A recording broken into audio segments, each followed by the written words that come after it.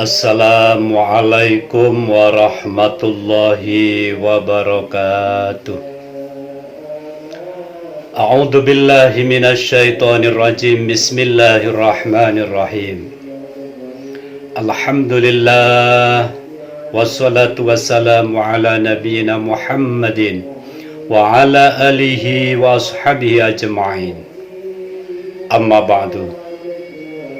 Sahabat muslim dimanapun berada, mari kita coba menyimak video berikut ini. Dia bilang sama istrinya, istri, jangan ada siapapun yang masuk kamar khalwat saya ya, saya pengen khalwat. Iya, sudah istrinya masak di dapur. Syekh Umar Mukhtar lagi khalwat, lagi baca zikir. Kemudian anaknya masih kecil, masih balita, lari sana, lari sini. Kemudian tiba-tiba robos masuk ke kamar khalwat. Nah, orang-orang wali kalau sudah zikir, istighraq, mendarah daging, mendalami sampai lupa apapun, nggak ngelihat apapun. Sehingga ketika beliau kaget ada suara orang masuk, langsung dibilang, "Mut, mati kamu." Seketika itu anaknya kebakar, mati langsung. Sahabat muslim dimanapun berada, Habib yang satu ini memang punya bagian khusus bercerita tentang yang aneh-aneh. Yang jelas cerita-cerita yang disampaikan itu berkaitan dengan leluhur mereka. Itu memang cerita khusus, kitabnya khusus untuk leluhur mereka, buat mendoktrin orang-orang pribumi supaya orang-orang pribumi terpesona, terpedaya, tertipu bahwa mereka itu adalah orang-orang hebat ceritanya. Tapi itu di versi mereka. Supaya apa? Pribumi itu mengakui bahwa golongan habaib ini adalah orang-orang hebat. Namun di situ tetap kita ya iya gitu saja. Tidak bisa kita lantas percaya 100%. Tidak bisa. Masalahnya apa? Jejak digital dari perbuatan para habaib ini sangat tidak bisa dipercaya. Jadi cerita-cerita semacam itu kalau saya pribadi ya 0%. Tidak percaya. Itu hanya untuk mempengaruhi muhibbin dari kelompok Nahdlatul Ulama, orang-orang pribumi, supaya tunduk kepada mereka. Tak percaya sama sekali. Kalau dari muhibbin terlalu percaya, silahkan. Memang doktrin itu sudah ratusan tahun diberikan kepada orang-orang Nahdiyin. Itulah doktrin namanya. Yang mana ujung dari cerita itu adalah leluhur saya ini loh hebat. Leluhur saya ini hebat, seperti yang dia ceritakan. Jadi salah satu leluhur mereka itu kalau sedang khalwat mengatakan orang mati, ya mati. Ya bolehlah, cuma cerita aja. Supaya apa? Kalian orang-orang pribumi ini terpedaya, dibodohi, semacam itu. Supaya tunduk patuh kepada mereka. Sahabat muslim dimanapun berada, coba kita berpikir lebih luas lagi tentang para habaib. Secara nasab, kitab nasab, belum satupun berani membantah temuan tesis Ki Haji Imaduddin Utsman. Yang kedua, tes DNA yang sudah dilakukan oleh banyak pihak, terutama dzurriyyah dari Rasulullah yang sudah ada di Arab Saudi dan lain sebagainya. Mereka sudah melakukan tes DNA dan hasilnya positif. Namun kelompok Ba'alawi tes DNA-nya adalah negatif. Ini adalah fakta ilmiah, tidak bisa dibantah.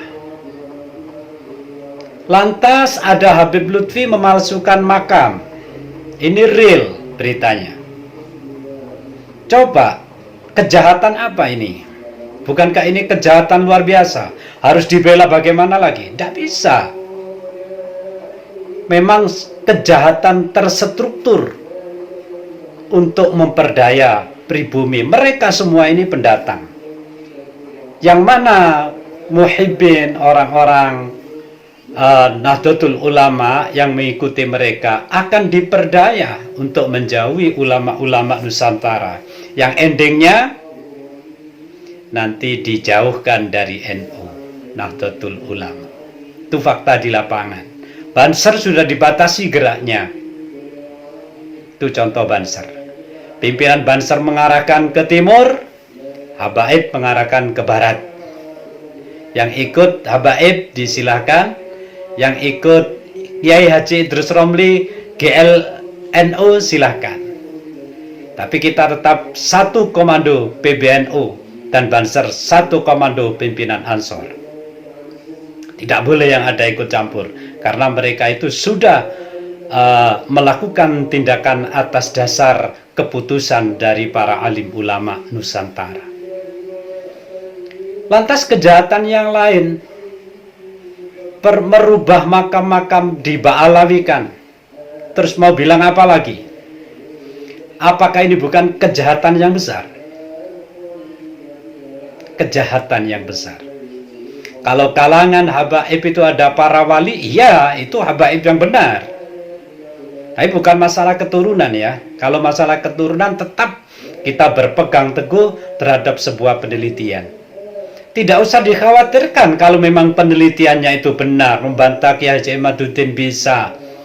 Tentu kami semua akan menghormati dan mengakui itu ya. Kalau bukan, kita menjadi berdosa kalau harus mengikuti dan mengakui itu dzurriyyah Nabi. Ini namanya doktrin-doktrin yang dilakukan mereka.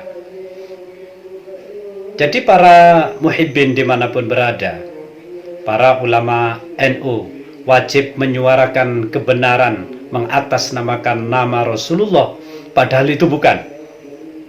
Padahal itu bukan. Sahabat muslim dimanapun berada, mengatakan para habaib itu bukan dzurriyyah Nabi, itu adalah suatu kewajiban. Jangan lantas dinilai negatif. Justru yang mengakui padahal itu bukan dzurriyyah Nabi, itulah yang tersesat namanya.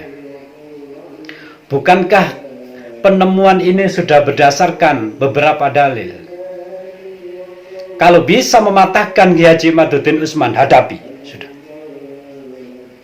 Kita semua akan ikut. Tapi kalau tidak bisa mematahkan, kalau cuma ngomong ngalor ngidul, tidak bisa itu.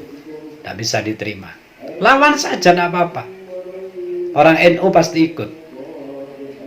Tapi kalau tidak bisa membuktikan, berarti semuanya itu adalah rekayasa dari Belanda untuk mengelabui orang-orang pribumi Indonesia dan memusuhi ulama-ulama Nusantara. Sahabat muslim dimanapun berada, suarakan kebenaran, karena kebenaran di dalam masalah habaib ini adalah sudah berdasarkan kajian ilmiah, termasuk tesis Kiai Haji Imaduddin Utsman yang belum terbantahkan. Dan didukung oleh kejahatan-kejahatan mereka, memalsukan nasab, memalsukan silsilah thariqah, memalsukan kuburan, memalsukan nama-nama kuburan diba'alawikan. Apakah ini bukan kejahatan? Coba dibela bagaimana caranya? Tidak bisa dibela karena ini kejahatan yang nyata. Semoga Allah membuka seluruh hati para muhibbin pribumi sadar bahwa kita harus berjalan beragama Islam di atas kebenaran yang nyata, yang tidak ragu-ragu. Wallahul muwaffiq ila aqwamit thoriq. Wassalamualaikum warahmatullahi wabarakatuh.